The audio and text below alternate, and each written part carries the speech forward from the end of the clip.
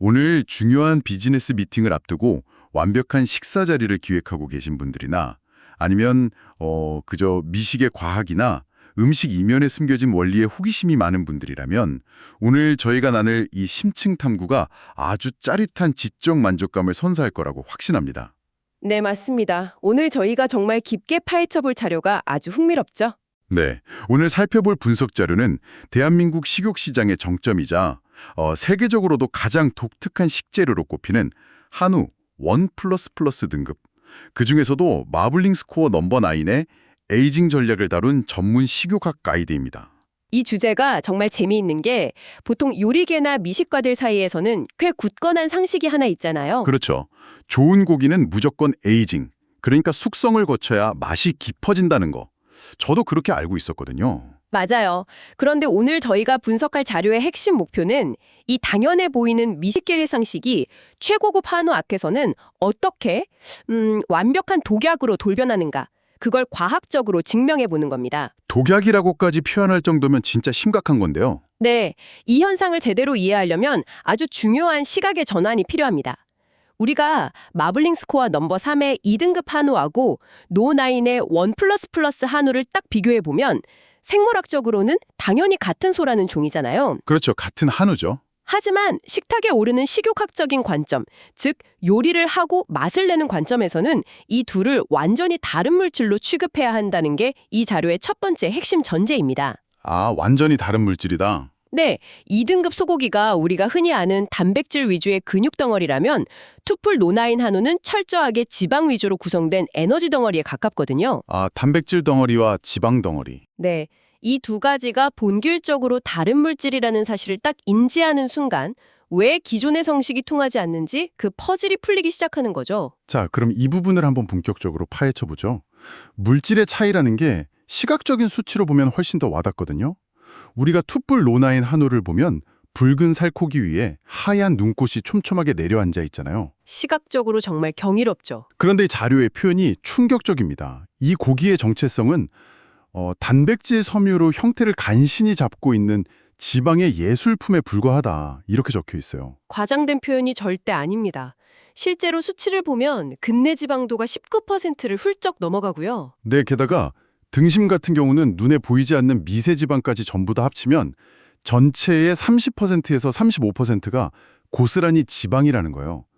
고기의 3분의 1이 그냥 기름이라는 거죠. 바로 그 압도적인 지방 함량이 숙성이라는 미식의 마법을 철저하게 무력화시키는 근본적인 원인입니다. 그게 정확히 왜 그런 건가요? 고기를 숙성할 때 내부에서 일어나는 과학적인 메커니즘을 들여다보면 답이 나옵니다. 고기 속에는 칼파인이나 카텝신 같은 천연 효소들이 원래 존재하거든요. 네, 그 효소들이 중요한 역할을 하죠. 맞아요. 숙성고 안에서 시간이 지나면 이 효소들이 일종의 미세한 가위 역할을 합니다. 그래서 고기의 단백질 구조를 싹둑싹둑 끊어내는 거죠. 아, 단백질을 끊어낸다. 네, 그 분해의 결과물로 아미노산이 뿜어져 나오는데 인간의 혀는 그걸 농축된 감칠맛으로 느끼는 겁니다.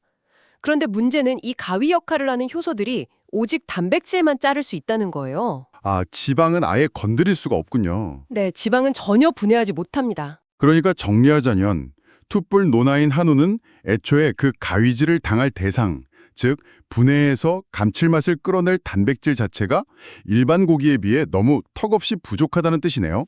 정확합니다. 효소들이 막 활발하게 활동하면서 감칠맛을 증폭시켜야 할 무대 자체가 애초에 없는 셈이죠. 무대가 없다. 네. 단백질 함량이 턱없이 부족한데 거기에 엄청난 시간 들이고 비용 들이고 비싼 전기세 내어가면서 아무리 길게 숙성을 해본들 얻어낼 수 있는 감칠맛의 증가폭은 미미할 수밖에 없는 겁니다. 분해할 단백질이 없으니까 감칠맛도 생겨날 리가 없는 거네요. 그런데 약간 다른 목적의 숙성도 했잖아요. 질긴 고기를 부드럽게 만들려고 연육작용을 기대하면서 숙성고에 넣기도 하잖아요. 단백질이 끊어지면 씹기 편해지니까요. 그렇죠. 그게 숙성의 또 다른 큰 목적이죠. 그런데 툭불 한우는 그런 목적조차 아예 의미가 없다는 게 진짜 재밌습니다. 이미 근섬유 사이사이를 거대한 지방세포들이 아주 빽빽하게 채우고 있어서 물리적으로 고기 조직이 느슨하게 벌어져 있는 상태라는 거죠. 맞아요. 입에 딱 넣으면 사람 체온에 그 지방이 스르르 녹아내리잖아요. 씹을 것도 없이 고기가 저절로 프라이쳐지는 상태거든요. 네, 태생적으로 이미 완성된 극도의 부드러움을 가지고 태어난 거네요. 그렇기 때문에 여기서 억지로 숙성을 더 진행해서 단백질 조직마저 허물어뜨려 버리면 어떻게 될까요? 식감이 개선되는 게 아니라 고기 특유의 씹는 질감 자체가 완전히 붕괴되어 버립니다. 아, 흐물흐물해져 버리는군요. 네, 고기를 씹어먹는 즐거움의 최소한의 기준선마저 무너지는 거죠. 감칠맛을 얻을 것도 없고 더 부드러워질 이유도 없으니까 숙성을 통해서 얻을 이득이 문자 그대로 제로인 행위입니다. 와, 얻을 이득이 제로다. 근데 여기서 진짜 흥미로운 부분은요. 이게 단순히 얻을 게 없는 선에서 끝나는 게 아니라는 겁니다. 네, 마이너스가 되죠. 그냥 내버려두면 막대한 손해를 감수해야 한다는 게 이 심층 탐구의 진짜 무서운 포인트거든요. 완벽한 마이너스로 곤두박질 치는 이유? 바로 지방산화의 공포 때문입니다. 네, 아주 중요한 키워드입니다. 지방 산화. 툭불 한우를 한 입 먹었을 때 쫙 퍼지는 특유의 그 달콤하고 고소한 풍미, 입안에서 눈처럼 사르르 녹는 그 환상적인 맛의 정체가 바로 올레인산이라는 불포화 지방산이잖아요. 맞습니다. 올레인산이 핵심이죠. 이 올레인산이 녹는 점이 워낙 낮아서 사람 입안에서는 기가 막히게 잘 녹아내리는데 이게 공기 중에 산소와 만나는 순간 화학적으로 완전히 통제불능의 시한폭탄으로 돌변해버립니다. 그 산화의 과정을 일상적인 상황으로 한번 시각화해 볼까요? 그러면 이게 얼마나 뼈아픈 실책인지 명확하게 알 수 있습니다.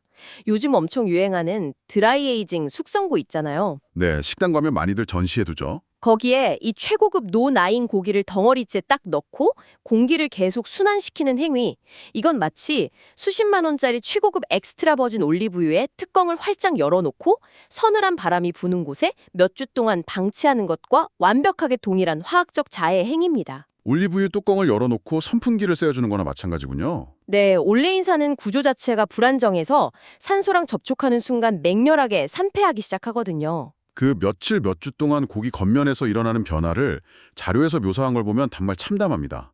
처음에는 공기와 닿은 지방이 서서히 변질되면서 헥사날, 펜타날 같은 알데하이드 화학 물질들을 막 뿜어내기 시작해요. 네, 맞습니다. 근데 초기에는 그게 그저 오래변 찬장 냄새나 약간 쿰쿰한 냄새 정도로 나니까 아, 숙성 특유의 벌루치 지향이 올라오나 보다 하고 착각하기가 너무 쉬운 거죠. 아주 위험한 착각이죠. 하지만 시간이 더 지나면 이건 명백한 썩은 냄새, 즉 산패취로 타락해버립니다.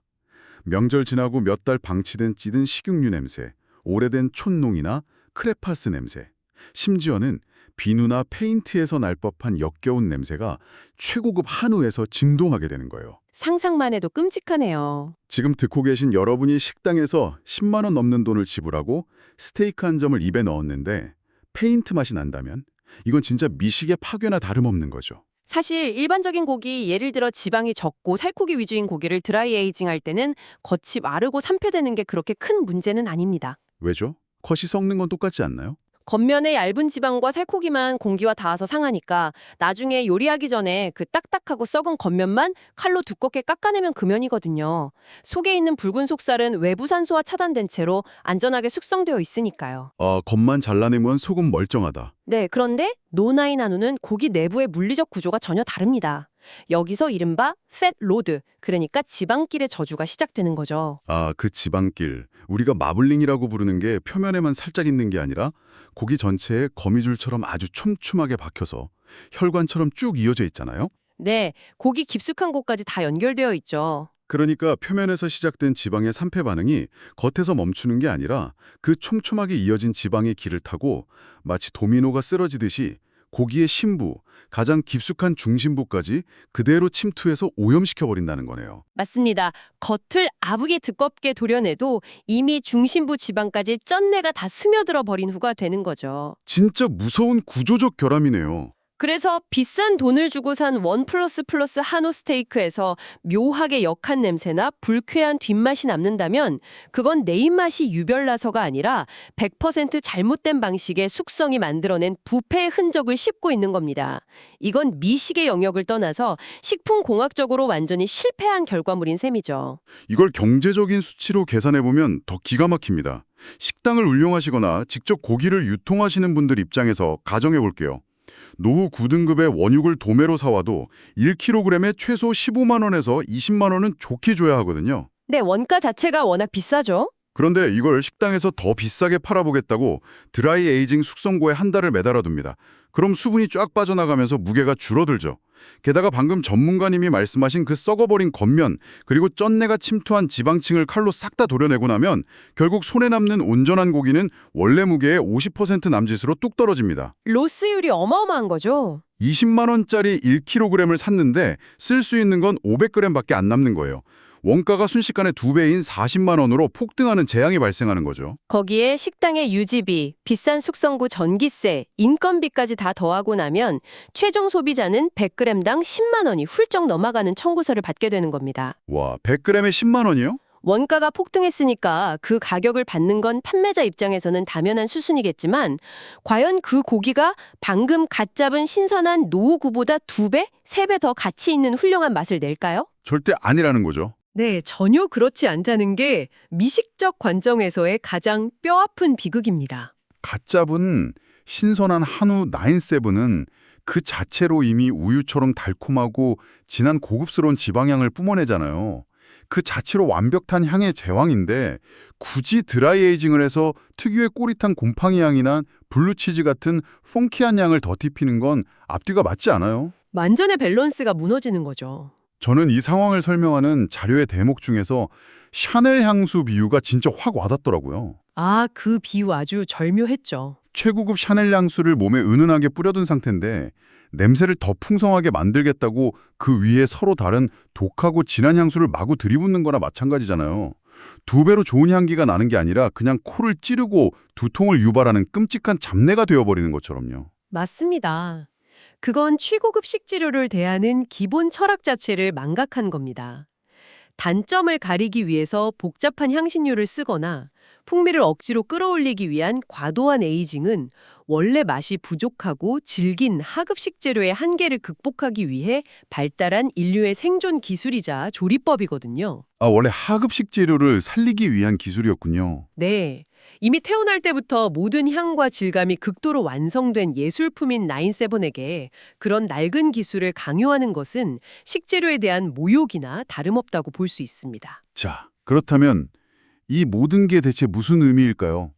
단백질을 끊어내는 숙성도 필요 없고 공기 중에 노출하는 드라이 에이징은 부패로 가는 지름길이라면 우리는 이 비싼 고기를 어떻게 다뤄야 할까요?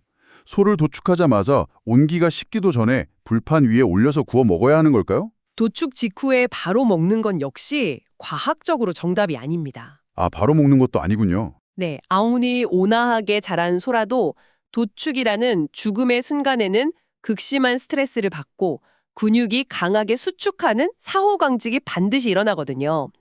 단단하게 굳어버린 이 근육을 풀고 도축 직후 쏠려있는 수분을 고기 전체에 고르게 퍼지도록 유도하는 최소한의 시간은 절대적으로 필요합니다. 그렇군요. 그래서 최고급 한우를 다룰 때 우리가 가져야 할 올바른 개념은 에이징이 아니라 완벽한 초단기 저온 보존과 안정화입니다. 보존과 안정화.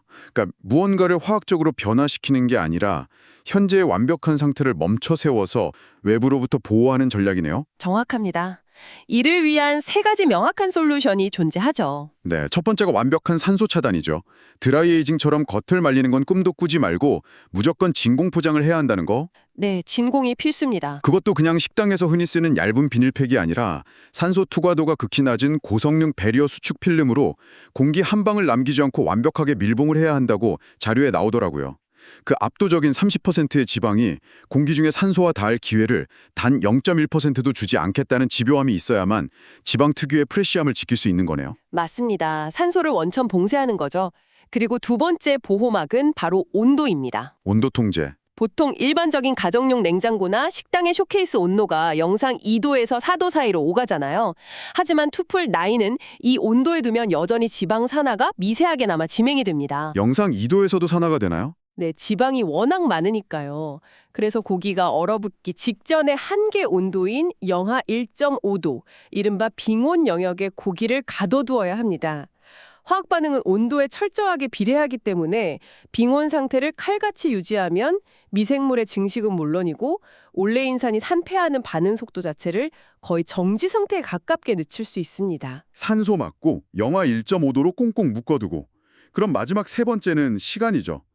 우리는 효소를 이용해 단백질을 끊어서 감칠맛을 만들어내는 게 목적이 아니니까 오래 기다릴 이유가 전혀 없는 거잖아요. 네, 시간이 길 필요가 없죠. 사후강직으로 굳은 근육의 텐션을 풀고 고기 내부에 뭉쳐있는 수분을 다시 고르게 분산시키는 레스팅의 목적으로 딱 7일에서 14일.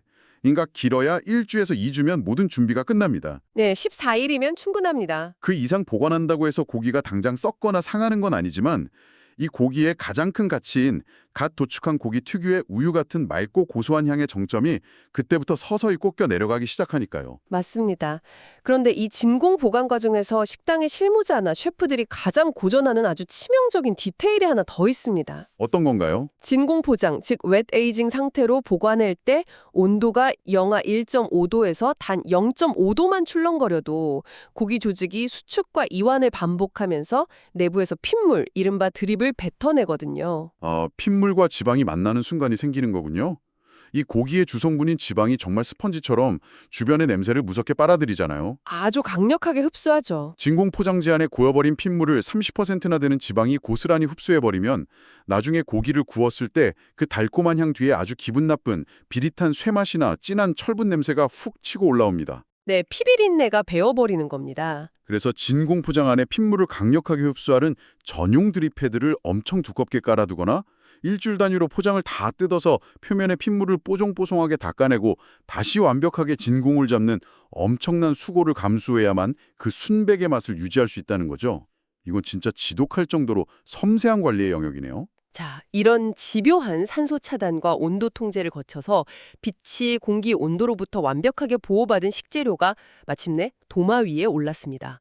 흠이 없게도 이 마지막 요리의 순간에서도 우리는 일관된 철학을 적용해야 합니다. 네, 일관된 철학.